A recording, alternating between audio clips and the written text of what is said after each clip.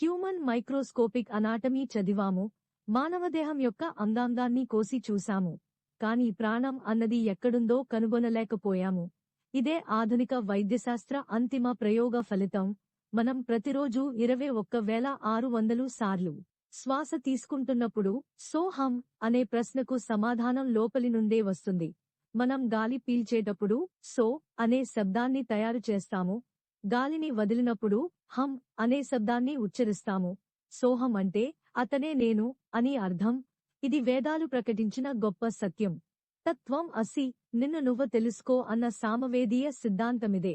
No థైసెల్ఫ్ అని Greek philosopher Socrates చెప్పక ముందే క్రీస్తుపూర్వం 1000వ శతాబ్దంలోనే మన సామవేదం చెప్పిందన్న ఆధారాలున్నాయి. A spiritual presentation by your well-wisher Soft Services A to Z, the secret of success.